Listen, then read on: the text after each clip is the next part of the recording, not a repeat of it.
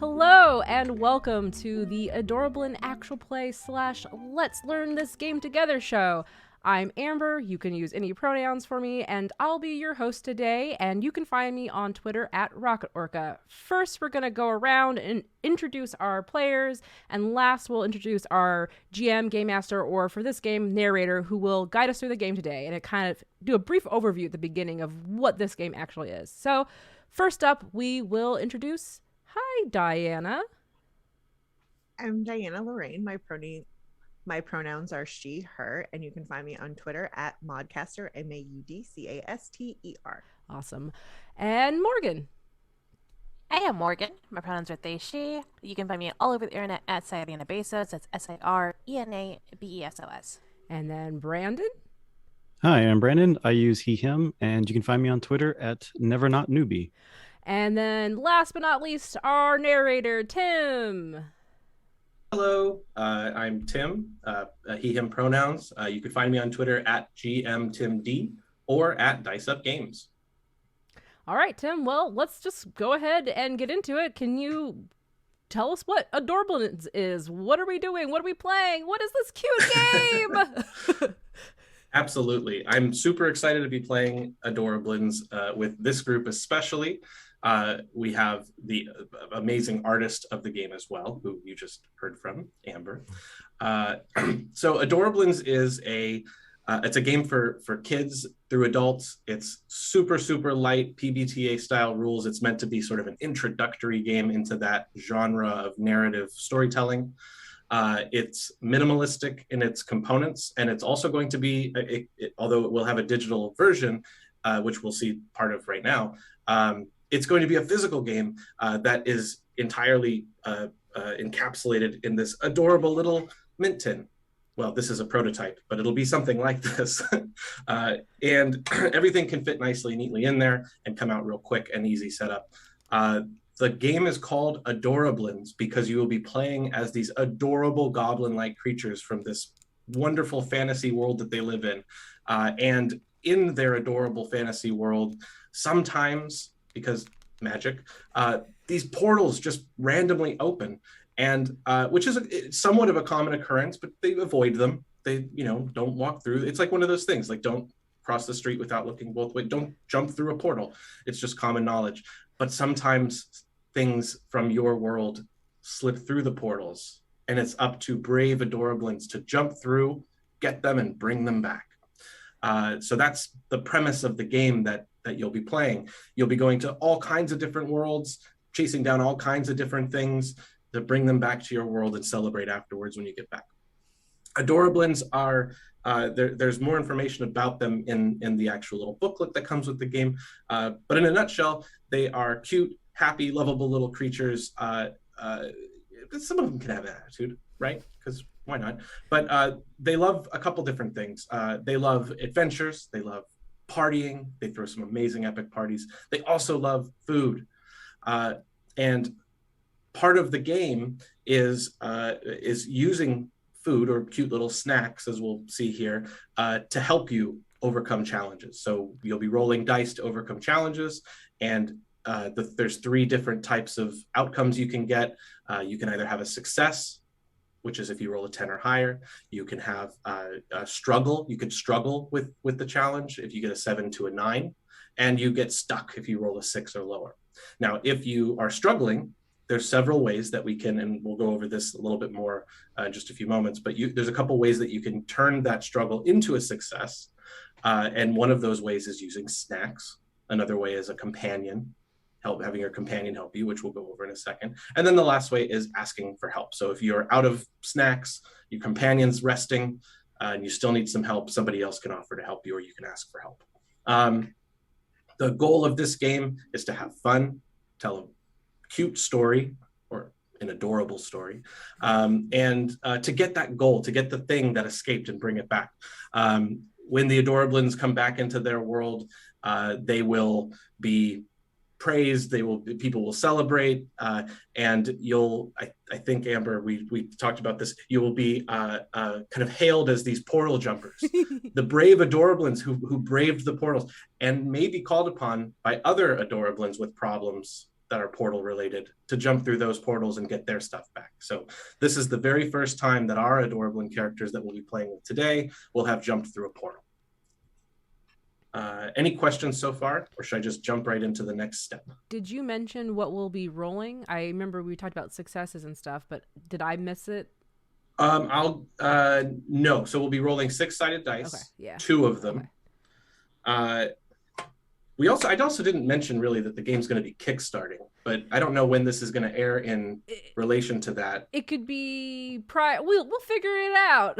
Yeah, either the Kickstarting's going right now and you should go back it, or hey, we have a link that's in the description. You follow it so you notify when you can back it. Either way. Just type in Adorablins into your Googles and you'll find something. Yeah, it's like a weird time capsule thing. Okay, I'm going to go. So the slide that we're looking at right now, what everyone can see, and people that are listening to this in podcast form, what you are hearing, the way the game works from a player standpoint is you're going to get 3 cards. You pick your Adorablin character, which is one of the cards. You pick a companion, which is going to go with you on your journey. So that's a card. And then there's another card, which is pretty cool. That is an action dice card. I'm holding one up to the screen on my screen, but you can see it on the table over there. And what this is basically is you put it next to your Adorablin so that they line up with your skills. And when you roll the dice for a skill, you place them on this card and it helps you add them up. And on the back of this card, it goes over a summary of the action rules. So the action rules are, as I was explaining, whenever the narrator calls out for an action roll, follow these rules. Say what you want to do, pick a skill that fits best, roll 2d6 or 2 6-sided dice, and add it to the skill that you chose. And then the outcomes are listed on right below it, which are you either struggle, succeed, or you get stuck. If you get stuck, you also find a snack. It's a little fun way to fail forward because you describe all of your outcomes as a player in this game. So if you succeed, what did that look like? If you struggle, oh, something's causing a struggle. How are you going to turn that into a success? Are you going to use your companion, a snack, or ask for help, and then describe it? And if you get stuck, describe what went wrong, but you also find a snack. The other thing that goes along with getting stuck is the narrator gets to make a move. And the moves generally make things a little bit more interesting, sometimes a little bit trickier. And I have a card that I can use to do that. The narrator gets 4 cards in this game. On the front side of those cards, numbered 1 through 4, are how you set up and play the game. So each card runs you through the setup. The game can be played very, very quickly at the table. So for people who have kids, attention spans vary. Also, the amount of time you have to play a game like this varies. So if you have dinner that's cooking and it's going to be another 20-30 minutes, you're wondering what to do, you could be like, let's play a quick game of Adorablins, and you can tailor it to fit that time. The narrator cards walk you through the setup so quickly that you don't really need to have everybody read a rule book. You don't have to reference a rule book during the table.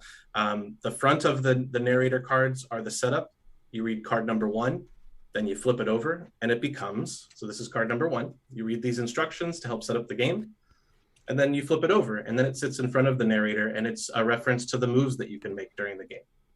So it becomes almost like a traditional GM screen or Game Master screen with a little rules reference or cheat sheet. On card number 2, you read aloud, and then you flip it over, and it's a reference to the types of challenges that you can pose to the players. Card number 3 is more setup, and then you flip it over, and it's a reference of the actions that I just went over, so that you can have that in front of you. And the last one sets up the game, gets it started. As soon as you finish this card, the game is going and people are now role playing, and you flip it over and you have a reference to the outcomes, which is a little bit more detailed than the outcomes on the player's card. So again, those are the 4 cards that the narrator can use to help quickly get the game started. So in most cases within 5-6 minutes, you've read these first 4 cards, you flipped them over, and the game can begin. Let's see, what am I forgetting? Conditions. Okay. When you struggle, so when you let me see here. Oops. Yeah, when you struggle, sorry.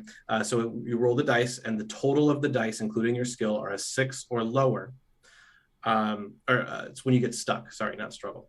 When you get stuck, it doesn't work out for you. You describe how it doesn't work out, and whatever skill you used, you're going to get a condition token, and it's a small token that can be placed right over that condition, covering it up. And what that means is you can't use that skill to overcome challenges until you remove that condition. You could potentially get a condition on every one of your skills. It doesn't happen often, but could happen. Really unlucky rolls. When that happens, you need a rest.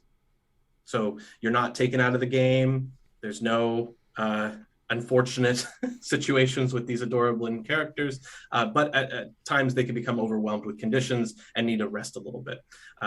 There's a little, it's easy to work through that. When it makes sense, remove a condition. So you need to drink a glass of water because you got a tummy ache, remove a condition. You found a Band-Aid, put it on your boo-boo, remove a condition. Conditions are meant to encourage fun narrative moments for younger players. Older players, I mean, I love it too. I love being in control of what goes wrong. But for younger players to realize that you don't always win, but it can still be fun. And there's a consequence to this action, but you could work through it. And it's also, if some of the Adorablins, every Adorablin has a skill they're best at, which is what gives you the highest bonus, a 3. And people are encouraged to do that, but occasionally you'll fail a roll on your best skill and have a condition, and now you got to think outside the box. You're not going to be able to use the thing you're the best at anymore. You got to use something else to overcome challenges. Conditions are passed out by the narrator and placed on your card. When they're removed, pass them right back over to the narrator. You could see on the table here, the mock-up of the table, there's a pile of condition tokens and a pile of snack tokens. You can only have up to 4 conditions max because you only have 4 skills. You can only have a maximum of 4 snacks at a time. So when you have 4 snacks, use them. You can use a snack for a couple different things, but we can get to that when we start playing. We're going over this for the first time, like Amber said, kind of explaining how the game works. This is a lot longer than it would take to actually get the game playing at the table. We've played this game a lot, and it goes real quick when you just want to start playing the game. So I'm going to switch the slide to the first. First, I'm going to ask if there's any questions from the players here, anything that I should cover more, or we just get right into it. Let's go. Okay. Woo! Step 1 in this game, which I'm going to follow the narrator card here. Read the safety card aloud and read the spotlight card aloud. So the safety card is going to sit in the middle of the table.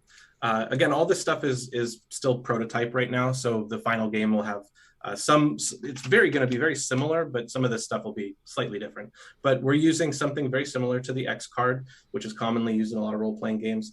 If anything happens at the table that someone doesn't like, they can tap this card and have it removed from the game. No questions asked.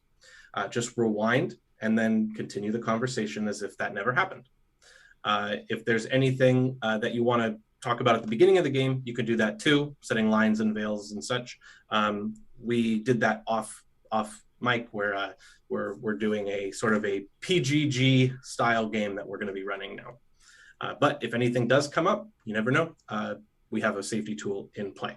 On the back of the safety tool card is a checklist, which just gives you a little overview of all the different components and what to do with them when they come out of the box. The spotlight card, which we have a better spotlight image now than the one I'm holding that Amber did up. But basically, it's taking turns is important. During the game, the narrator will pass this card to someone when their Adorablin is performing an action. When you have this card, you have the spotlight, and the others will listen and wait their turn. Once you're done, hand it back to the narrator.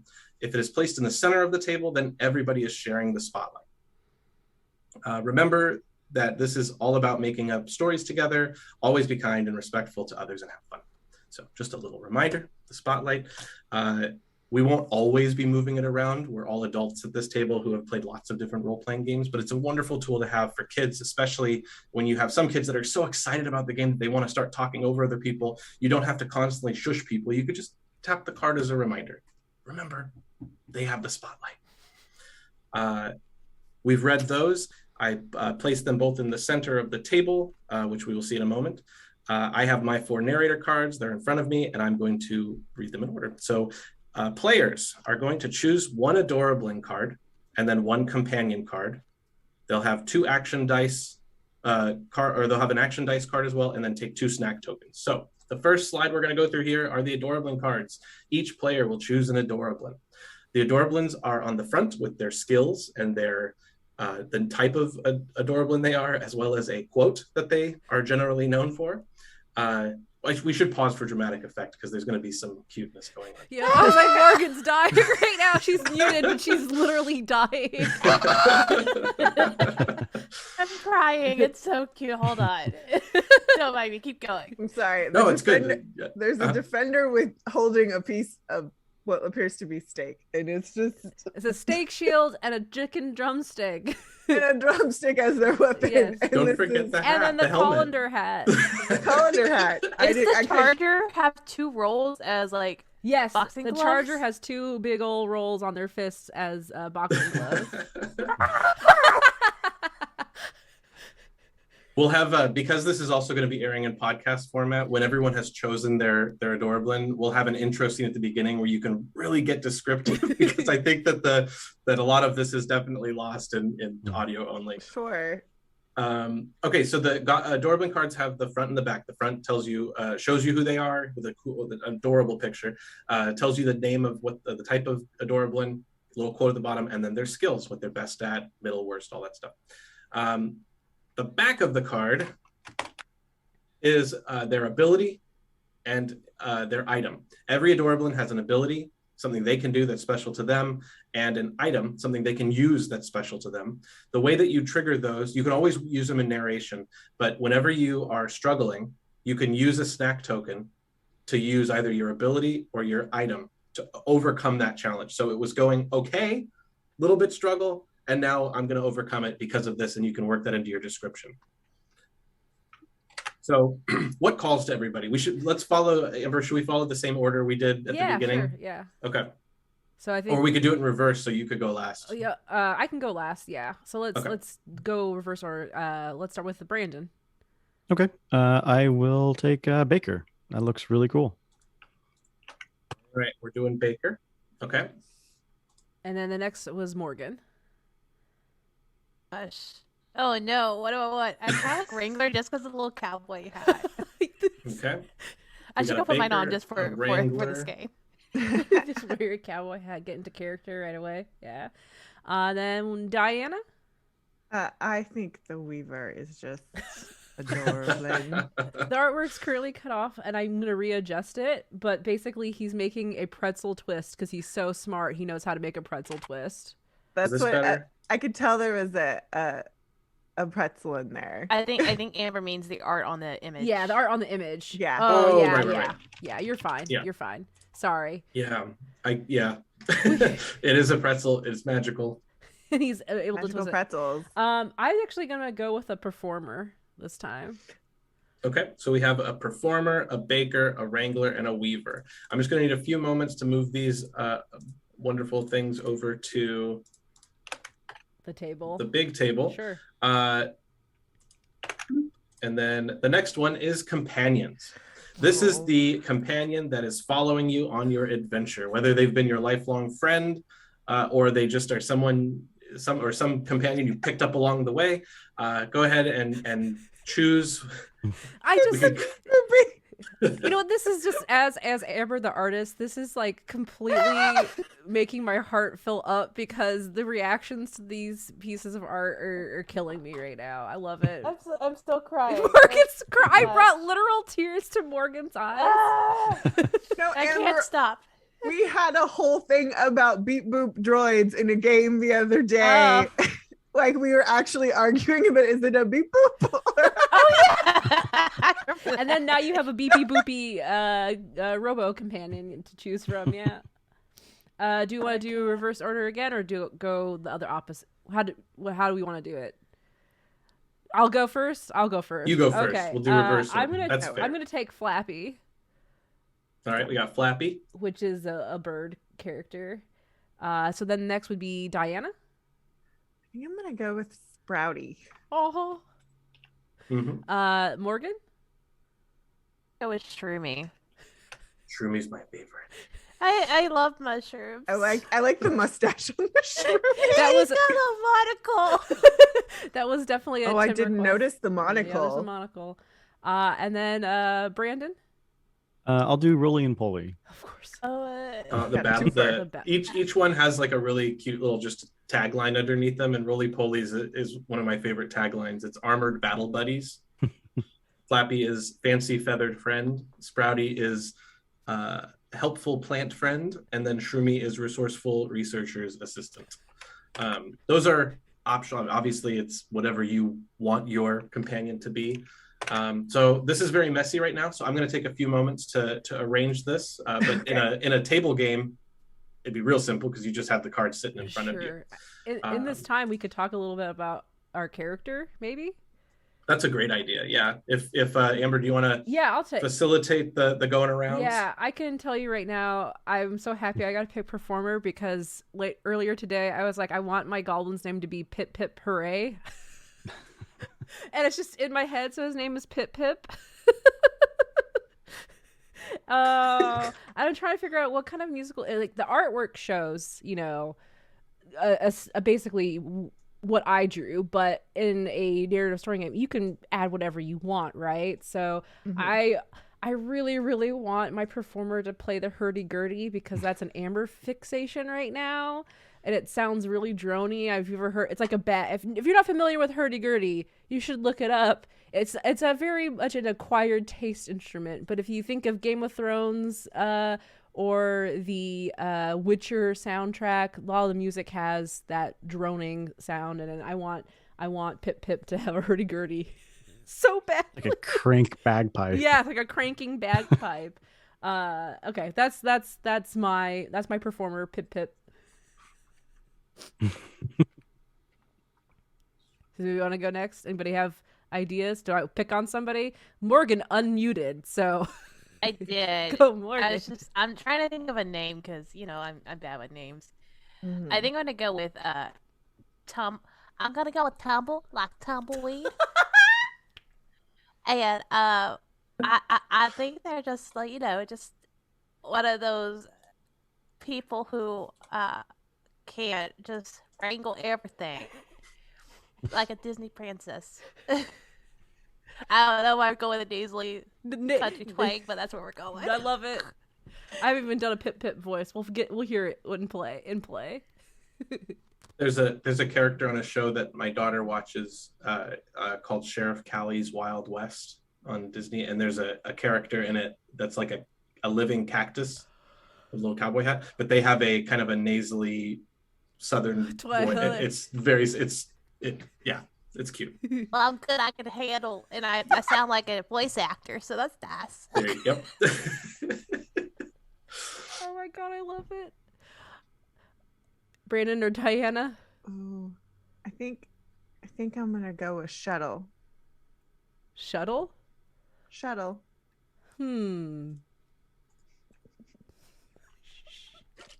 Like a bus shuttle? Like a shuttle to the moon? Like a loom shuttle. Oh my gosh. How do you spell that? I think it's SCHUTTLE. That's how we're gonna spell it because this is our fantasy world. And then Morgan, what was your wrangler's name? My name's Tumble. Tumble, like the weed. And Amber, you were Pip Pip? Yeah, Pip Pip. And then Brandon, do you have an idea? Yeah, I think the baker is going to be a really tiny goblin with giant beefy arms because he's a baker. And I think his name is going to be Saul Holyrood. But you can just call him Saul. The screech I just made. The screech. I was muted. But Holly what? Rude. I think it's just ROOD. Saul Holyrood. It took me a minute. I love it. Just watched the most recent episode this morning, so yes. Oh, I have to do that this afternoon. If I want to be pedantic, it's just one L, but that's okay. Diana, it's Caramel Week, and it's Adorablin, so I thought Okay. for sure it was Holly, like the. Hey, Morgan, Team Jurgen or Team Giuseppe? Ooh. I'm Team George, honestly. But if I have to pick between Jorgen and Giuseppe, it's gotta be Giuseppe. Giuseppe. I'm all about Giuseppe. Jorgen's He's just so so kind. like I don't know. I like Jurgen a lot. I'm actually the girl with the orange hair because she is not fussed by anybody. She's like, Ta. I love her. She's my favorite. I love Christelle. This is I really like Christelle. This is turning into the Great British Bake Off appreciation live stream or actual. Oh my play. god!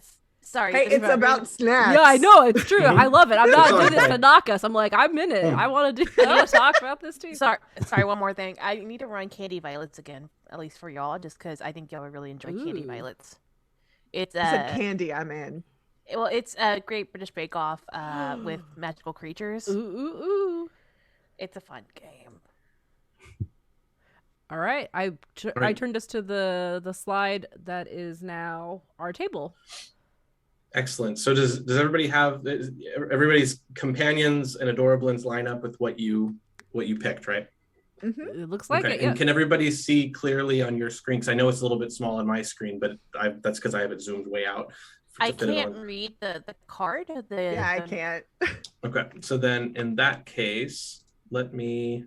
So it's Like, going to be hard to make them bigger here. Can you like send us a copy of the image or like put in text, like in the text chat or something? Or Let me see what's the best way I can do this. We could probably send them a link to the art. Yeah, if I do that, hold on, let me do this real quick. So Oh. it's out of everybody's way. Boop boop boop. There you go. This might take just a few Oh, moments. you're fine. If it takes moments, guess what? We can do magical editing. power of editing, the power of pre-recording. Ooh. Ooh. It might be taking that. us 10 minutes, but for you, it's only 1 second. Just a second. For that.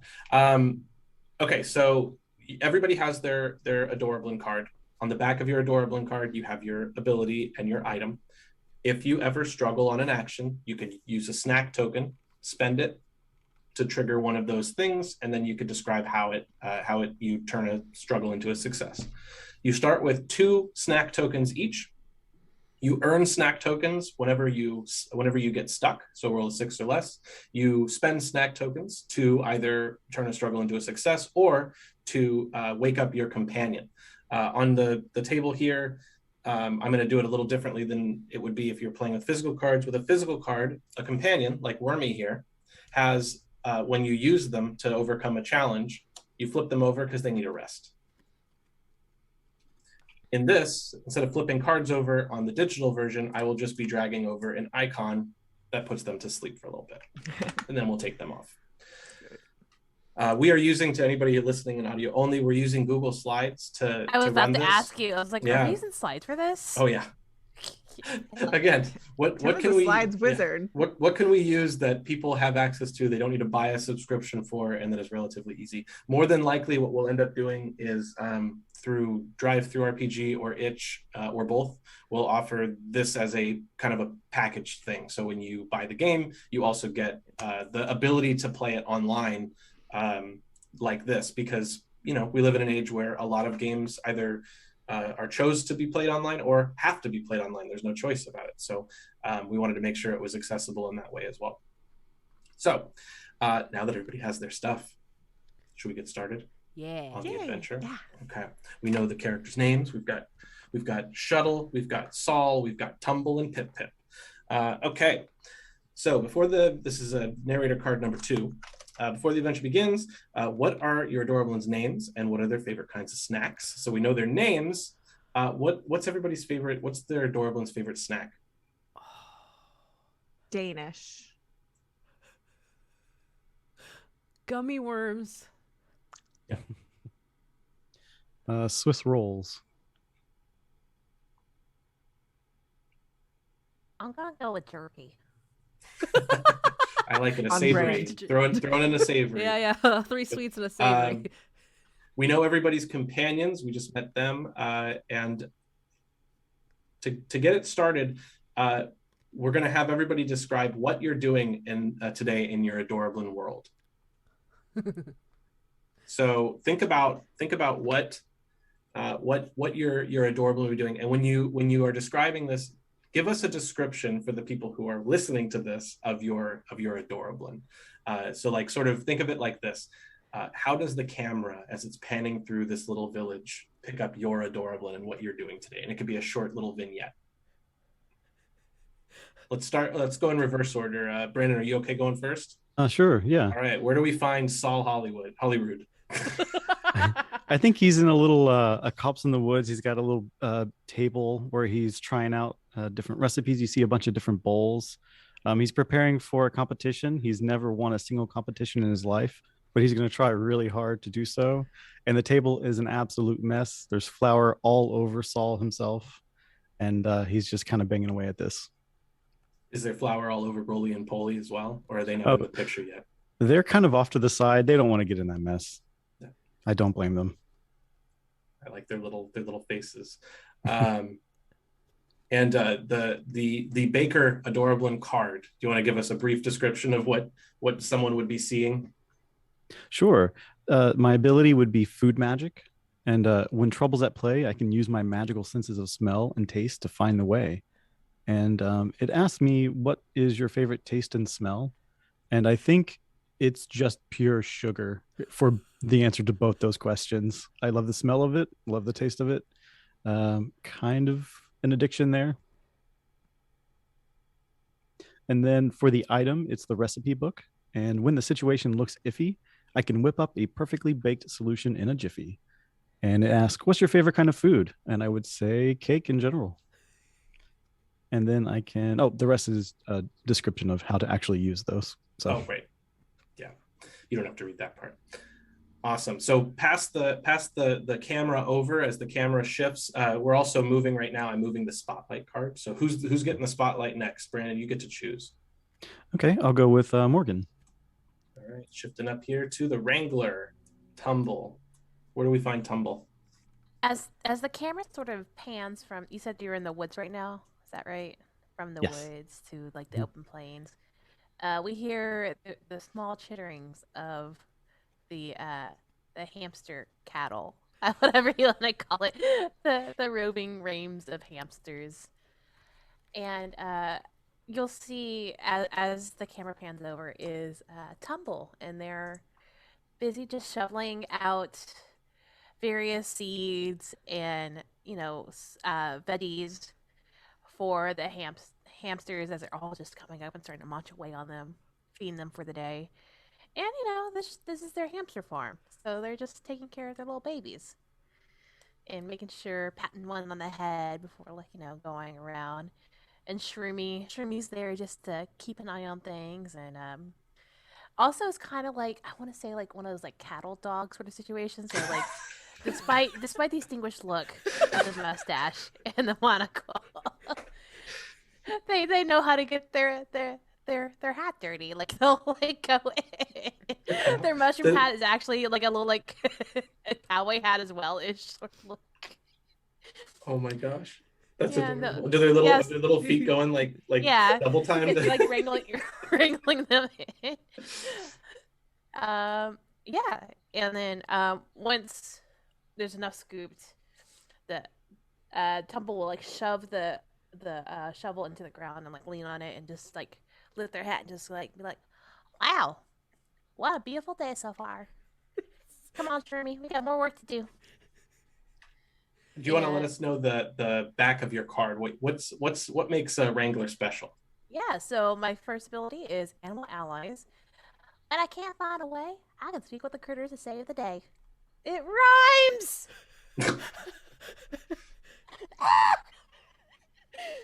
What's your favorite animal? So I think Tumble's favorite animal has to be like a flying squirrel. Is a flying squirrel like elusive in the Adorablin world? Is it like a rare, like a unicorn type animal? Yeah, and they're just so high up, you don't ever get to see them face to face. And then I also have Wrangler's Whistle. When in doubt, I can summon an animal mouth. And what does it sound like? Oh God, I don't. It's gotta sound like a whistle noise, but also like a whimsical whistle noise. It's gotta be like a. Oh, that was good. Whoa. Whoa. Oh, What? Nice. Who did that? I think that was Tim. I have one What? talent. That's it. I make All right, games and I Tim. whistle. So we'll just clip that noise, or Yeah. make you do it every single time I use it. Good, good, good. All right. So we have the animal allies, the wranglers whistle.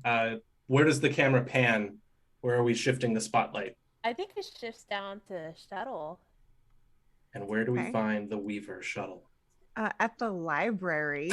Of course. Shuttle is at the library, which is supposed to be a really quiet place, but Shuttle doesn't really abide by those rules because this is Shuttle's turf. So Shuttle has taken over an entire table with books and pretzels, which is they've decided is their learning fuel. So you're not supposed to eat the library, but Shuttle does. And Sprouty's there to try to clean up after Shuttle, but Shuttle works really furiously, so it's a big job. Sprouty's busy. And then for our audio only listeners, what's Weaver look like, and what's their what sets them apart on the back of the card? They wear a bright yellow cape as part of their Weaver designation. And they have put a giant umbrella on it because they like the rain. It's very like Care Bears. Get a real literal icon on you. Exactly. They have book smarts. When things look scary, I remember things I learned at the Adorablin library. And it asks, what's your favorite book? And I'm gonna say a real world human book and go with Mandy by Julie Edwards, which is the married name of Julie Andrews. That's pretty wholesome. It is pretty wholesome. About an orphan. It's adorable. I love that book. And then Magic Spell Book. When I'm in a bind, I can cast spells that alter reality, space, and time. What's your book like? My book looks just like my cape. It's yellow and has umbrellas on it. People know it's mine. Other people have their own magic spell book, but this is mine. All right. That's adorable. And as the camera leaves the library, maybe, I don't know if the performer's actually at the library too, where do we find Pip Pip? Yeah, I think it stays in the library, so the camera's shifting and is going down like all these stacks of books that are all like higgly-piggly. It's like there's not really a rhyme or reason to like how things are stacked on shelves. You know, some are sideways and they're stuffed, right?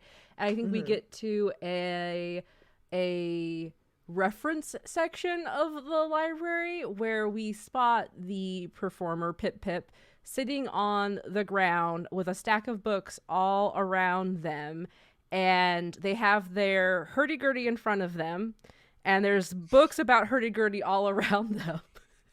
And you can see Flap Flap, their feathery pink and yellow companion, sitting up on a stack of books, like tilting its head and looking down as Pip Pip is trying to like look at all of like the components inside of a hurdy-gurdy. And if you look inside of this hurdy-gurdy, it's like things are being held together by like candy wrappers and like sticky candy and things, and they're trying to like, they're looking at a book and they're looking back at the hurdy-gurdy and they're looking back at the book and they're looking at their hurdy-gurdy and they're like, come here, Flappy, and then comes down and then he'll point to a part of the hurdy-gurdy and then Flappy will snap the string and then he'll start to like re-string his hurdy-gurdy. And so I think the Pip Pip is just a very small light green goblin who is wearing like, you know how you can make the starburst chains? like that's what he's wearing all over him. He's just got like starburst chain necklace, chainmail and cloak. It's his decoration, right? It's his dress up. It's his jewelry. And so the entertainer ability or performer ability is entertainer. When we need to distract or charm, shine the spotlight on me, and I'll perform. And so, how do you entertain others? Beautiful music in my beautiful singing voice. And then the item the performer has is costume kit. When we need a disguise or to blend in, I've got a costume for every occasion. What's your favorite costume? It's a hot dog costume. I like to imagine now how quickly you can get that costume out and on. Like, or is it like a Wonder Woman where you spin Wonder Woman and you are a hot dog? Pip pip hooray! Oh, it's one of those transformation pip, outfits hooray. where you're like able to like pull something away and it just pops up. Yeah. So you're able to Tear away. twirl and like pull like a little like tab. Yeah, I off. pull a tab, like one of my starburst tabs. Yeah, and it it's an inflatable. Yeah. It just Oh, that could be used to save your hide leader. All right. So as the camera kind of pulls back from our performer, it does rest for a brief moment on one of the books sitting in front of them called "The Many Practical Uses of Laffy Taffy," and then it slides up out the skylight of the library, and we get this beautiful image of this Adorablin. I don't know if we have a name for the world, Adorablandia. Adorablandia is now being framed, and I'm reading the next part of the thing here. Oh no, a portal to another world has opened, and something from your world just went through it. It's going to be up to you three to get it back. What do you think escaped your world? We have some rollable tables and things like that, but I'm curious if anything's calling out to any of you as players, like based on what we've just seen with everybody, is there anything that could have escaped your world? The only thing is it can't be one of your companions because they'll be accompanying you on it. I mean, we heard from Brandon that Saul Holyrood is preparing for a competition of some sort. Sure, but there's What always are their competitions going on. But I mean, it could be Oh. like the Great Baking Challenge trophy is missing, fell through. I do happen to Magical have cake stand. a prop Oh, that was donated by my 3-year-old daughter. It's a giant egg. I don't know what's inside of it. And I think if the goblin or the Adorablins can find this and bring it back, maybe it'll hatch and we can all see what's inside it. maybe that's the prize. The prize is a magical egg. Yes. Okay. Yes. Yes. I could Okay. see that. And the Saul thinks it's like some secret ingredient that could really boost his skills. Yes. Oh. There you go. So, well, I think in that case, the camera kind of zooms in on this bright light, and it's the judging table. It's the big platform in front of all these rows of counters and ovens and cooktops, and with all these people or these Adorablins ready to take part in this giant competition. But at the very front, you see the head of the competition, which is basically just a likeness of Noel from the British Baking Show, but as an Adorablin, of course. It's an Adorablin with just gothic black hair. I'm sorry, Amber. I have to you're draw probably this gonna need- now. You know I have to draw Noel as an Adorablin now. We'll be You tagging. do. We'll be tagging Noel on social Yes, media yes. with Oh, no. it. So He will love it. yeah. I think as forever. Noel goes up there and says, all right, bakers, we're gonna be starting the competition soon. But what's that? Oh my, I didn't. And a giant bright portal opens right behind the pedestal that's holding this magical trophy egg, and the egg lifts and levitates and starts to spin, and then gets sucked right through the portal. And Noel says, "I'm not going through there. Which Adorablins are brave enough to get it? I need the egg. We can't have the competition." Oh, sorry, I'm crying. Point of order. Please do all of the Great British Bake Off people as Adorablins and make that an extra reward tier on Kickstarter. You know, honestly, you will make so Like much a stretch money. goal, yeah. Make it a stretch goal. Please do it. I will give you all of my personal money. I need this. I need an Adorablin with the Prue glasses. Yeah. I need the spiky Paul hair. yeah. Just a Instead of black eyes that you have, they have to be bright blue. Oh, super bright Crystal blue, blue. like icy. I'm sorry, but we need it.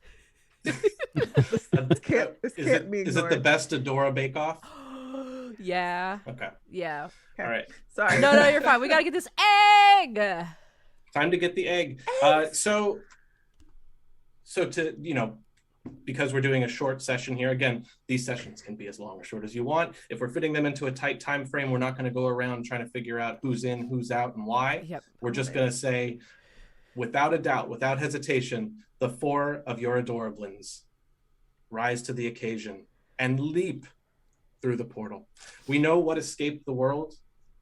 We don't know yet where it opened, where the portal opened to. We're going to find that out as the Adorablins fly through it.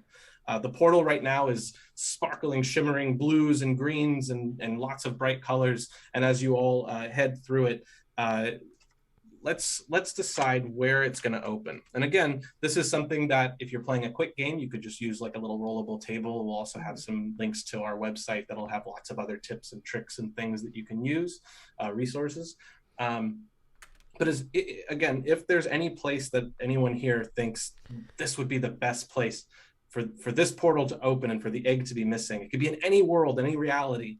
I have a feeling I know where everybody's kind of leaning based on everything we've been saying, but I'm not going to be the one to say it. Where does this portal open? Where do you 4 Adorablins and your companions spill out into? We can't do.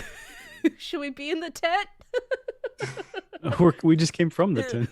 But a We go different from a tent. tent to another From tent. a tiny Alternative reality tents. alternate reality tents. Yeah, we just like step into another tent, but it's way bigger than anything that we've ever experienced No. before. We're now on the set of Survivor. What? No. My One other reality option, TV show to another. my other thing was like to do something like a candy store or something like that. Like this. I mean, that would be cool too for me, especially if our egg is bright and pink and sparkly.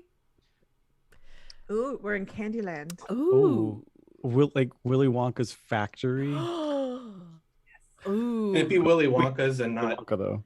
the Charlie and the whatever one is not the Johnny Depp. Yes. Right, Yes. right. Okay, cool. The Willy Wonka and the Chocolate Yeah, Factory. the Gene Wilder. The Gene Wilder one. The Gene old Wilder. one The- and the- true. The good one. Yeah. The good one. The good one. Oh, I feel like Johnny Depp's watching this right now going like, He could cry for all I care. Like, I don't care. Amber, you're not to make a Johnny Depp Adorablin. No, banned. I will make a Gene Wilder Adorablin. There we go. Uh, Oh my god, Adorablin Willy Wonka with a big old top hat. Oh and, my like, gosh. The cane, There's so much the possibilities candy here. vest. Just everybody pay me money to draw goblins that are Okay. our favorite pop culture. Goblin Munchkins. Yeah. Goblin Oompa Loompas. Oh no. Make them orange instead. Okay, there's another tier now. The Willy Wonka. Wonka. Okay. Yeah. So like a bake-off land / Willy Wonka factory. You know, that goes really well because at a factory, you're doing a lot of experimentation. Yeah. So you can have whatever ingredients you want, whatever concoctions you want to make. It's Exactly. perfect. Yeah. So it's a tent factory / baking candy world. Have fun, Tim. All right. I think the way that I'm picturing this is it's a best British baking show. They have they've blown up, huge following worldwide. They're very famous. They're working on some experimental spin-off shows, and one of them is undoubtedly going to be a Willy Wonka Chocolate Factory style competition. And they have the set done, but they don't have anybody on it yet. They're not there. They're doing their other thing. So it's an empty set at the moment. So the camera sees this very still, very elaborate chocolate factory, Candyland factory inside of this big white tent. And all of a sudden, a portal opens and out spits a magical egg, which bounces off the ground, bounces off of a chocolate volcano, bounces off of a string of candy lights, and then rests atop a giant candy oak tree full of those green candy ropes, those sour ones. It looks like a weeping willow, but much sweeter. And at the top of it, inside of a big chocolate bird's nest, sits this magical egg. And then a few moments later, 4 Adorablin silhouettes are seen coming through the portal. And as they hit the ground, they splat out, and them and their companions are all sprawled out. And this is where we find you. And behind you, the portal starts to fade off to the side. It's not gone, but it seems like it's getting a little bit smaller and a little bit smaller. And I think we don't have much time before it's going to be completely gone. And you and your egg are going to be stuck in this potential hit of a reality series, but not in your world. Pip is like mind blown right now, looking in this world that we've entered. Like, oh my gob! Oh my God. Where did we land exactly again? Like, where in this layout? So picture the Best British Baking Show tent. Uh-huh. And the middle is where you've landed, in the dead center, and all around you are like different kind of like almost like exhibits, but they're different types of candy that look like they're in some sort of nature, like they've been harvesting candy. I don't know how they're growing, dirt cakes, mushroom cream puffs, all kinds of things, and everywhere you go is going to be a combination of something that looks like nature but is candy. But we're leaving all of that open to your narration. So if there's a specific type of thing you're picturing, you could describe that as part of it. This is the type of game where players are encouraged to share a lot in the narration. You can always ask questions of the narrator, but if there's something that you're picturing that really calls to you, just go ahead and narrate it. So we have Pip's initial reaction. And really right now what we'll do is just play as your characters, talk to each other, figure out what you want to do. The goal is to get that egg and get back through the portal before it closes so that you can make it back for the competition. You don't have to worry about saying when you want to roll dice or anything like that. Basically, when the narrator feels that there's a challenge, so you're doing something that could be kind of risky or could result in something bad or interesting, if it goes wrong, I'll call for a roll.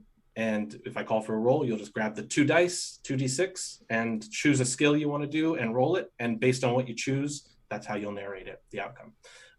Okay, so the floor is yours. The spotlight is on all of you. We're moving it to the center of the table. I start. Diana, were you going to say something? Oh, yeah. I was just going to say that Shuttle is now stress eating her last pretzel.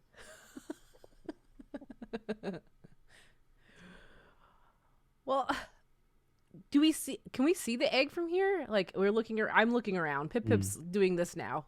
Looking. Oh, that's a good question. And I think that's actually our first challenge. Okay. I think to be able to spot that egg, which of your skills, Amber, Pip is the first to actively be looking. Yes. So let's start with that one. We don't need everybody to roll for the same thing. And the one other thing in this is every time the dice roll, the situation changes. So there won't be re-rolling for the same thing. It could be another person rolling to try to do something based on the new situation. Okay. Well, so if you try to pick a lock and it doesn't work, you don't keep trying, something changes. I'm going to use my little goblin eyes and use my senses, which I think I have a 3. I have a 3 in my senses. So I'm going to look at my little strength, action roll. So I roll a 3, a 1, and a 3, which gets me a 7 total. All right. So on a 7, You struggle. So you're looking, but it's not quite working. How are you going to try to make this struggle turn into a success? Which of your tools? And again, you can ask questions if you want mechanically. One of the things we can do is ask for help, right? Yep. So I want to ask for help. I want to ask Shuttle, help me. I can't see. My eyes, the glare from the candy is blinding me. Okay, I'll help you. And I guess I'm gonna lift. I'm gonna lift Pip on top of me so that they can see better. Does that help me? Does that automatically just help me? Automatically. Okay, yep. Awesome. Yeah. And you move me out of a spotlight of glare. Like that's all I had to do was like step over one spot.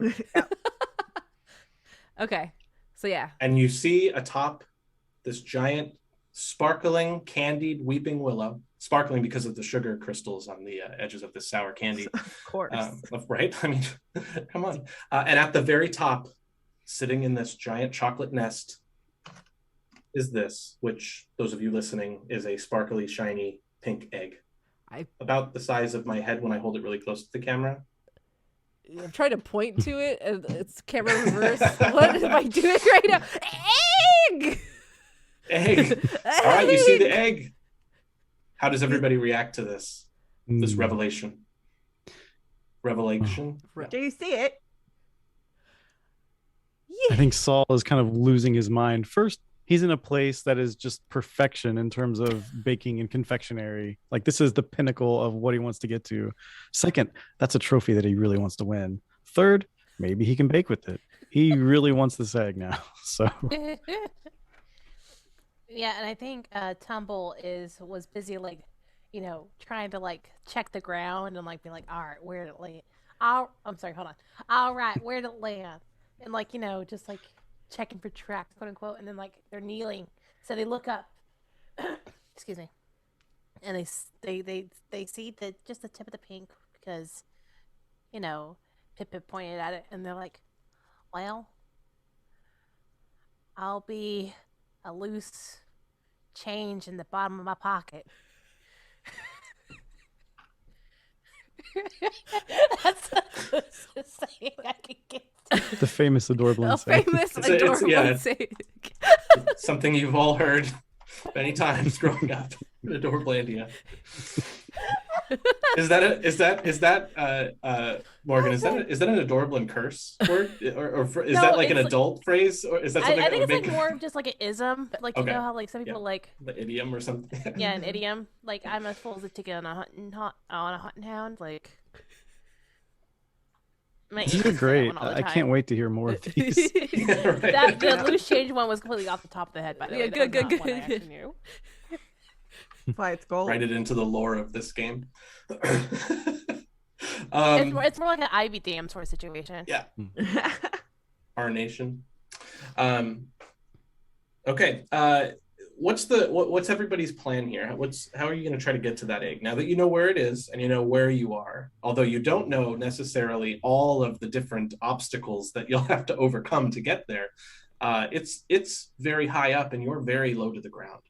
That's not a short joke. You're lower to the ground than the egg, and you're short. And we're tiny. That's rude. How far are the branches of the willow tree from the ground? Do they go all the way to the ground, or did they like jump? What is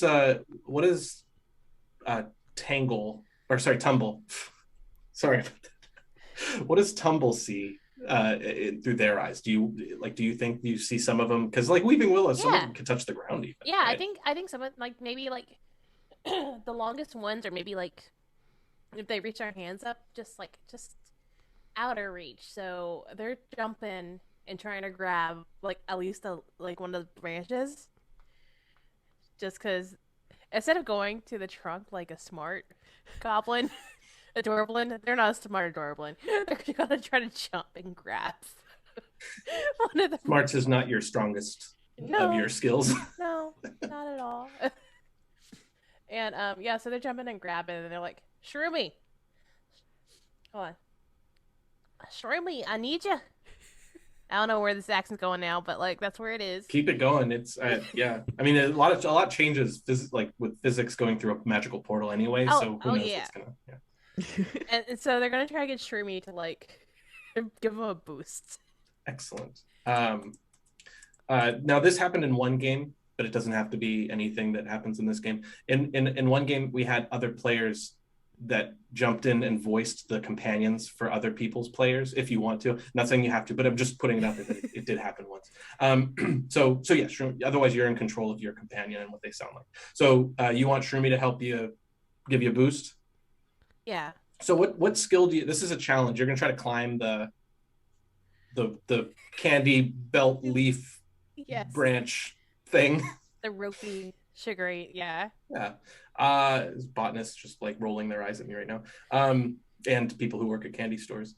Okay, so you are trying to get up there. What skill do you think would be the best to fit the type of action that you're doing? And you're gonna roll 2 dice and add them. I would say strength, because it's like jumping and climbing. Mm-hmm. And what was the second question? Sorry. To roll the 2 dice. Oh, and just roll the 2 dice. Yeah, just roll the 2 dice, add them up, and see what you get. Okay. 5, 6, 8. 8. Okay, on a 7 to 9, you struggle. So you're almost there, or maybe you're getting it, but you can't hoist yourself up. Yeah, I think I'm able to jump and grab it, but like my legs are dangling. Yeah, I think Shroomy's also standing, but like they gave you the boost, but as soon as your feet go a little bit above their head, they remind you with their eyes, just the look on their face, that they don't jump. Yeah. Yeah. They're just like... Goombas don't jump. They just go back and forth. They're just looking. And then sometimes they tip over. And sometimes they tip over. And also, there's also a slight look of fear that you might jump on them or fall on them. And then you know what happens to Goombas in that sense. So, okay, so you're up there, you're struggling, you can't quite pull yourself up. How do you want to try to turn this struggle into a success? You can use your companion, flip them over and have them help you and describe that, or you can use a snack to unleash your ability, or you could even use your item. Those would cost one of your snack tokens. I don't think I don't think the item will work in this situation, but I like that. Eating a snack. I think they're gonna be dangling and like they're like, well, I got myself in a pickle. Let's see here.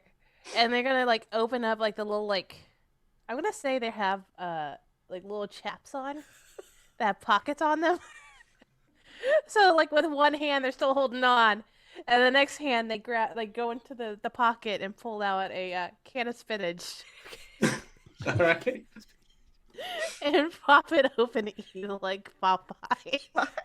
All right. And it gives them the strength they need to keep on climbing.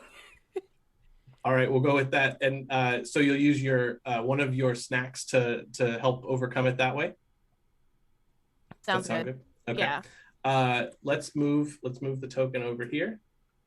In the game, the tokens are double-sided. On one side, it has a 2, so it says 2 tokens. And on one, it's 2 snacks. And on one, it's one side. So like really, you'll only have 2 tokens in front of you, and you'll flip back and forth depending on how many you've earned or lost, or hand them back to the center pile if you spent them. So right now, Tumble is down to 1 snack left. They ate that.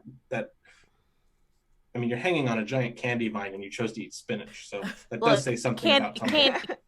Candy won't give me that energy that I need.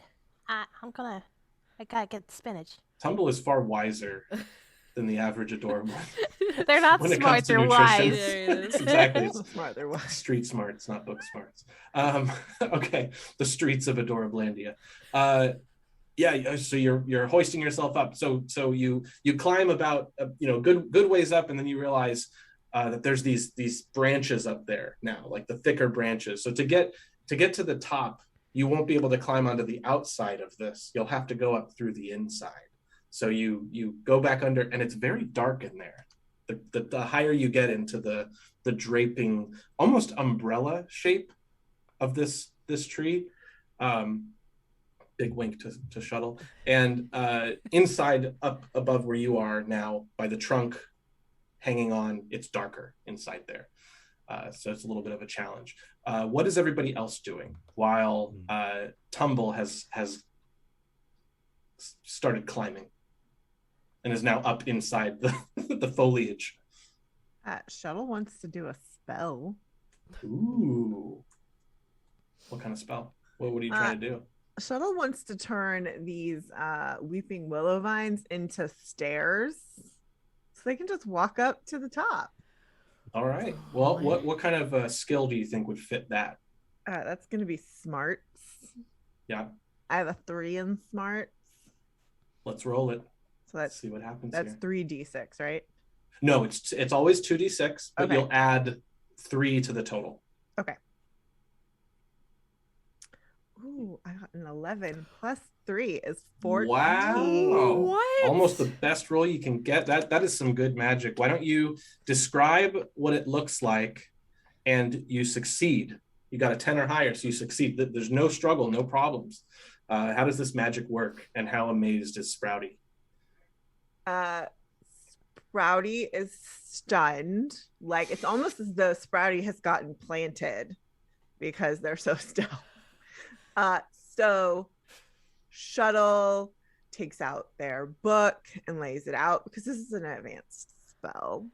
And they start waving their hands and they shoot them out at the vines, and they start doing that thing where they form the zigzag to make little stairs, and it feels very magical. And then as they're shooting out of Shuttle's hands, it almost looks like umbrellas are shooting out of Shuttle's hands, because that's the form that their magic takes when it's really strong.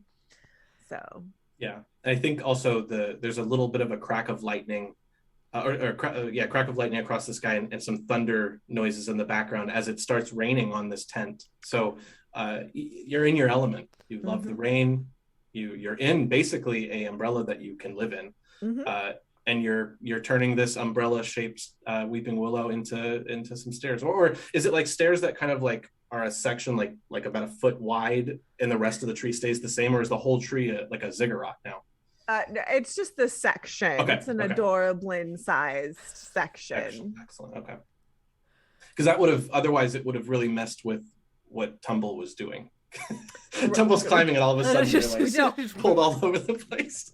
Like now they're like at an angle. Yeah. So, I'm gonna say it's right next to Tumble, so that Tumble can just like step over onto a step. Yeah. So you're on the outside now. You have a stairway. You've created a stairway. Tumble, you're on the inside, and you see a section of these vines change into a reverse stairway because you're looking at it from the backside. And now we have Pip Pip and Saul Holyrood. The two of you standing side by side. Shuttle, who has just performed this feat of magic. And we have a visibly astonished Pip Pip. Yeah. Who wants to go first? Saul. Of the two of you. Okay. I think Saul is really impressed by just this control over Candy. He's also happy that it doesn't have to climb up using his arms. So he's just going to go enjoy walking up the steps. But all of the flour that he has been covered with has now been washed away from the rain. So he is now his natural green Adorablin color. So he's going to start climbing alongside Weaver and whatever Pip Pip does. Whatever Pip Pip does, Pip Pip plays music. I wasn't sure if we're going to walk up the steps or not.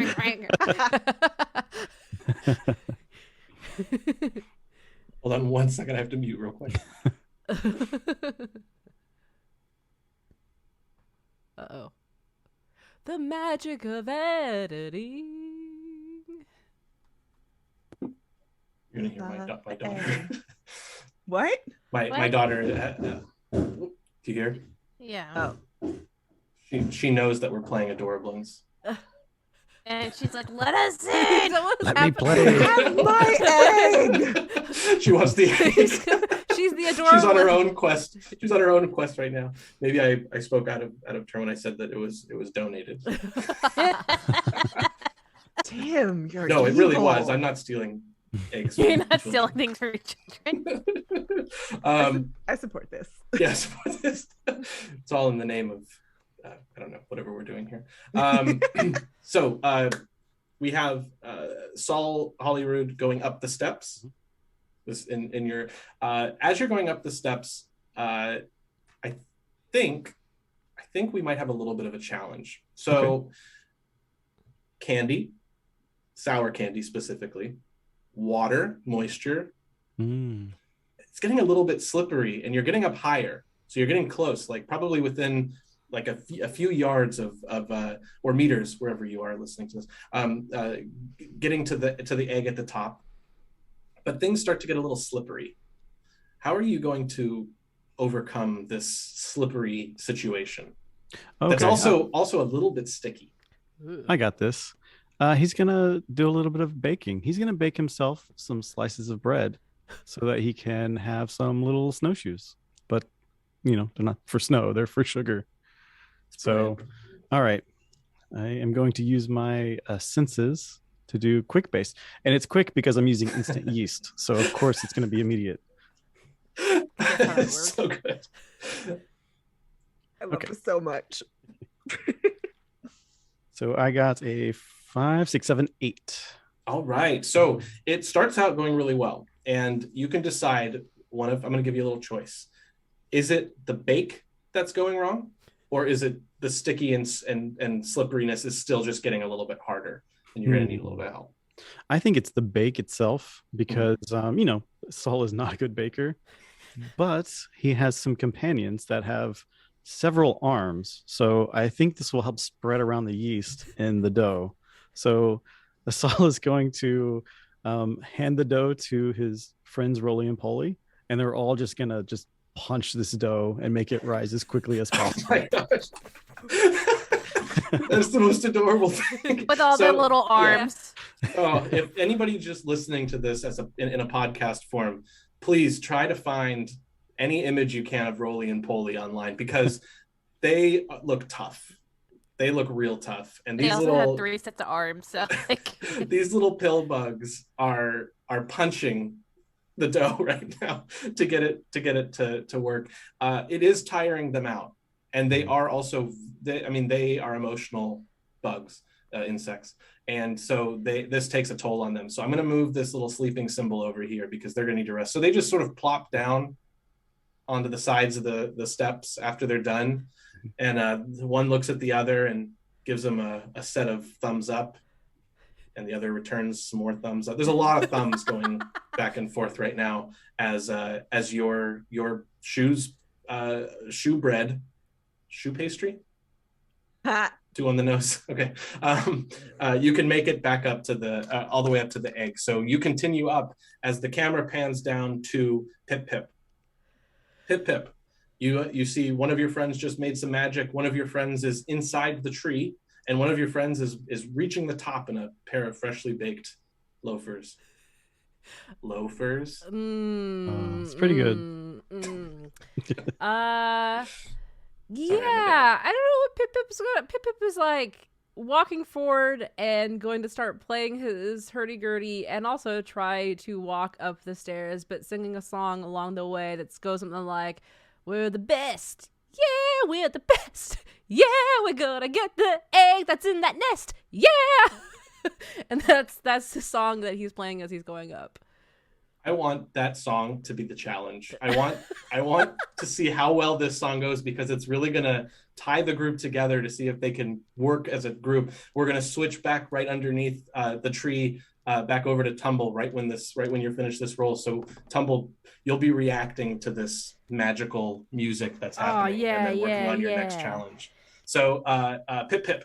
Yes, I'm going to use my skill? senses or my smarts. What do you think, narrator? What makes sense in this? I obviously want to use my senses because it's the better number, right? Yeah. Well, I think what I'll always say is go with what you want to narrate. Okay. Yeah. He's got a strong musical sense. So I rolled a 9 plus 3, so 12 total. You did it again? Yeah. Brilliant. So we've got another just wonderful success. This song goes the way you want. Everyone is feeling it. You're the best. Is that what you're saying? Yeah, we're the best. We're gonna get that egg that's in the nest. Yeah. Oh, I love it. Yeah, I was thinking the soundtrack of Karate Kid, but I like the nest run. Yeah. Your best around. We're gonna get that egg Oh no, that's I in was the doing the nest. same thing. And then my brain also went to Rocky. Oh yeah. Gonna fly now. Oh yeah. There's a lot of okay. Is that Yeah, all there's survive? a- I don't know. Survive Best shows up in a lot of sports anthems. Yeah. Okay, so you are working your way up those stairs, singing your power ballad, your Adorablin power ballad. We have Saul about to reach the top, very Indiana Jones style, coming up upon the pedestal, which is this chocolate nest. But then the camera falls inside the branches of these vines. It goes down right below at the trunk, where we have Tumble, who has climbed up and inside and is sitting there. And Tumble, what are you thinking right now? What's going through your mind as this music is playing and you're in the dark? I think as the music's playing and they're just sitting there and it's just darkness and all you see really is just their little eyes, like, you know, like in a cartoon you just see the eyes and a vast void, and like, well, I don't know how high up I got, but I need to keep on going. And I don't know how to get through those stairs, so So I think I guess the only way's up. I think as you're pondering this, and I'm doing a quick time check. Are we at about 15, right? Yeah. We're at the hour and 23-minute mark. Yeah. Cool. I think what you see is a little bit of light is shining through all of a sudden, and it's from the top center, and it's causing a little bit of light to shine through sort of the cracks of the trunk of this tree. Now, this isn't a real tree. This is actually made almost entirely out of like chocolate and a very like hard material. Some parts of it, you could see it has the texture of like Rice Krispie treats, you know, for molding. And there's some cracks inside of the trunk itself, the big trunk that you're standing on a branch next to. And the light is coming from the top, and it's getting a little bit bigger, the hole that's causing the light. Now, at the top of the tree, we see Saul, who reaches the pedestal and is ready to grab the egg. But Saul, you notice that there's this drip from the top of the tent that's causing the chocolate at the base of the nest to melt away, which is causing this light that the Wrangler can see. The egg, as you reach for it, slips through the hole and starts falling down the trunk of this tree, which is hollow, because that makes sense. And we have Tumble. You see the egg, or at least an egg shape, falling through the hole, and there's more light in here now. It's a little bit more illuminated, but it's got sort of like a cool lighting effect where it's like speckles all over the place of light shining through this hole in the trunk. How are you going to try to stop this egg from falling into the ground? I think I'm gonna take out my rope. Actually, no, I'm gonna take one of the branches of the trees that are like flimsy and make it like a ropey lasso. Yep. And it's just gonna try to wrangle it. And what skill do you think for this reflexive type thing would be most appropriate? Would it be speed? Oh, I think a case could be made for speed for sure. Yeah. The challenge here for you being a wrangler, I wouldn't see as tying the rope. You're a master at roping. It's how quickly can you get the rope made and then on that egg. Yes. Yeah. So go ahead and give us the roll and add your speed. Okay. Not bad. 7, 9, 10. 4, 5, 6, 7, 8, 9, 10. Yeah, I can math. Yeah. Yeah, 10 is a success. It works. Yeah! So go ahead and Tumble. Describe to us how you keep this egg from hitting the ground. I think they see the egg starting to fall, and then like it's like that slow-mo, oh my stars sort of situation where the camera slows down a little bit, and then goes back to regular time where they quickly whip around, yank one of the stretchy branches, and able to, like, in less than a second, able to tie it into like a lasso situation with a knot, and just eyeball it, and it looks like the egg's about to pass them as it's falling, because all that. But they're just timing it, and they wait for the perfect moment, and they're able to whip out the rope, and it latches around it and grabs it and tightens it. And it looks like it might slip because it's an egg, so it's a little but they're able to be very gentle as the rope falls, and they're able to just slowly start bringing it back up. Excellent. As the rope is coming back up, the camera pans back, and we get a good image of the stairway with two of the Adorablins, one at the top, one about halfway singing their song, but stopped as the music, like a jukebox, scratches, to a stop in a bar. Well, we're not in a bar. This is a kid's game. Edit that out. We'll fix it in post. So you have a situation where everybody is like, and then you catch it. And the weaver at the bottom of the stairs sees this happening, but then glances back at the portal, which is getting very small at this point, like almost to the point where it might be a tight fit for an Adorablin to fit through. And since we're coming up on this being probably the last roll of this adventure, I think I want to ask Shuttle, how are you going to get everybody out?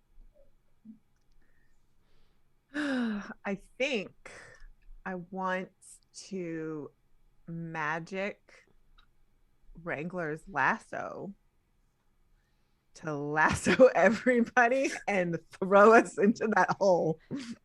That works. Give us a roll. Add your whichever skill is the most fitting for your magic. I mean, it's smart because I'm smart pants. All right, come on, dice. I got a 7. All right, so the magic is starting, but there's I think you animate the thing and it starts gathering everyone up, but for some reason it's just sort of a blob of Adorablins and their companions with this egg, and it's at the top of the nest that it pulls everyone up. So you're all globbed into this ball of like boulder size thing at the top of the stairs. Sure. What do you want to do to try to push that struggle into a success? I'm gonna have Sprouty feed me snacks to power me up. So you're gonna use your companion? Yeah, I'm gonna use my companion to feed me. All right, we'll put a little sleepy sign on your companion, even though we'll be rapping, but still they'll be sleepy on the other side. They start throwing candy into your mouth, and they're pulling it off the tree. There's these little sour cherries growing on these vines for some reason, throwing them into your mouth, and you muster up enough magic and cause the ball to roll, and it rolls down the stairs through the center of all of these Willy Wonka style exhibits of candy. There's candy fireworks going off for special effects. It's a very expensive CG scene, but we only do the best for our Adorablins. And as it picks up speed, the ball hits the portal in a comically tight fashion, and then goes right through it, spits out to the other side. And as Noel, Adora Noel, is standing on the pedestal, on the podium, scratching his head. He's a lot taller than the other Adorablins and thinner, but he standing up there, scratching his head. All of you pop through the remnants of this tiny little portal as the portal closes behind you, and you just spill out onto the platform. And we have Shuttle with holding Sprouty in your hands. You have Pip Pip with Flappy fluttering around your head like you're a dazed cartoon from Looney Tunes. You have the Wrangler Tumble, who has Shroomy sitting underneath your hat because they were so scared that they jumped under and pulled your hat down on top of them. And then you have Saul, who's sitting on the pedestal that the egg was originally sitting on, the trophy. And Saul, in your baker's hat is the egg. And the egg is sitting just perfectly as like it's nested in your chef's hat. And you hear it start to chip. Uh-oh. And chip away at the side and chip away at another side. And Noel walks over and he looks at your feet and he says, "Those have to be the best baked shoe buns I've ever seen." and he takes one off your foot and he holds it up and he points at it and he says, I think we have a clear winner. This week's winner is, and he holds it to you. And then the egg breaks and cracks and we get to see what's inside. And it's a cute little stuffed walrus with a heart on its chest. Can you put it in front of you, Tim? Because it's off camera and the thing. There it is. Oh my Cute. god. All right, we've uncovered it. That's your new companion. You have saved the day. You've won the competition with your shoe pastry, and the Adorablins have made it back successfly. Congratulations to everybody. Start cranking the hurdy-gurdy. Yep. The hurdy-gurdy starts playing as playing. Flappy is flapping around your head. I'm not going to bake with it though. Cancel those plans. We can have a montage scene of like what happens after it. It's like you trying to bake and this little thing just messing up your counter by walrusing across the counter, the what do you call it? Workspace. Yeah, the counter or whatever. The Counter. counter. Workspace works too. Yeah. Hmm? Cool. Yeah, that's it. Thank you, all of you, for playing Adorablins. Yeah, Oh it's gosh. cute. Cute. Yeah, I really, I mean, I'm sure you can see my face. I'm completely delighted by everybody's everything. Mhm. How it all came together. It's so good. I love it. Yeah. All right. Well, I get. So I'm handing control back over to you, Amber. I've done my damage. I have it now. Okay. Yes. So yeah.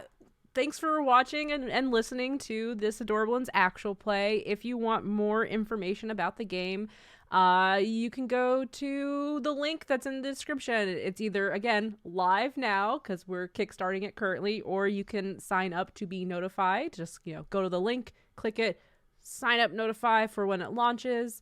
We will be kickstarting in January, correct, Tim? January 11th is our plan. Ooh, you heard it here first, everybody, or you already know. Or last. I don't know. Or you already know, whatever. Somebody stumbling upon this podcast years from now. Yeah, it could be 100 years. I hope Yeah. things are really, really nice. Should have specified. January 11th of 2022. There it is. Yep, it's being published by Dice Up Games and Dan Letterman Games, which you can follow both on Twitter at Dice Up Games, correct, Tim? Yep, at Dice Up Games or at Letterman Games. I think it's at Letterman Games. Yep, We I'm can fact pretty check sure. If you look up Letterman Games, you'll find it. Yeah, lettermangames.com, diceupgames.com. There you will find links to everywhere, hopefully appropriately. Yep. placed. And thank you, our wonderful players today who joined us to play test and learn along with us. And your reactions to it honestly gave me life. Like I think I'll be in a serotonin rush for the next week or so. So yeah, let's go around and say bye to our players. You guys can tell people where they can find you. We'll start with Diana. Hey, thanks for having me again. I'm Diana Lorraine, and you can find me on Twitter at Modcaster, MAUDCASTER. And why don't we talk about what else you got going on? If you have other like actual play TTRPG stuff, well, what do you do, Diana? Oh yeah. So I am the co-GM and co-creator of Christmastide Ohio, which is a Christmas-themed Kids on Bikes actual play podcast. And then I am a co-host of Powered by the Players, which is a Powered by the Apocalypse actual play podcast. And then when I'm not doing that, I am doing a bunch of pop culture movies, My Little Pony and Riverdale, podcasting over at Macintosh and Mom. Awesome. And then Morgan? Yes, I'm Morgan. These are pronouns. You can find me all over the internet at Sirena Bezos. That's SIRENABESOS. I do a lot of content creating in general, streaming, podcasting. I'm also a co-host with Diana on Powered by the Players. And I do a lot of things for Utopia. I just do a lot. Just follow me. just follow me. Yeah, that's usually follow like me. you can find it Just all follow on Morgan. Twitter. Brandon. Yeah, it was nice playing with you all. You can find me on Twitter at NeverNotNewbie. I'm probably posting about, I don't know, models or something like Gundams. that, doing something new. Yeah, there's a lot of that. Or talking about sunflowers. I don't know. I'm on the internet. I don't really produce anything other than just having fun. So yeah, thanks for running the game. This was fun. Thanks for having fun with us. Yeah, and I'm Amber. You can find me at Rocket Orca pretty much everywhere. I did all the art for this. This has basically been taking up a lot of my time, which I love. It's the best way to spend my time drawing cute goblins, and you can find all of that on my Twitter. I do other stuff. It's there, podcasting, all those things. You'll find it, rocketorca.com, and my Twitter. And then, Tim, thank you so much for running the game. Oh, thank you. Thank you for hosting. I had a blast. I always have a blast running this game, but with this group, it was just so much fun. And I'm so glad that we brought so much baking into it. Yeah, and you can find me at GMTimD on Twitter or at Dice Up Games. My partner, Kristen, and I make, hack, and play a whole bunch of role-playing games. And I do game design, consulting, and writing. But right now, a lot of my time is spent on Adorablins and then some future projects that'll be coming out soon. But yeah, this game is a wonderful intro to narrative storytelling for kids. It's contained in a small pack, so those of you who have played with kids know how difficult setup and everything can be, and putting it all away. It works. Everything in the design, from manufacturing through the actual cards, script, all that stuff was meant to have kids. Had kids in mind at every step of the way. So we hope that you enjoy it and have enjoyed this little game, and there will be more to come. All right. Well, bye, internet people. Bye.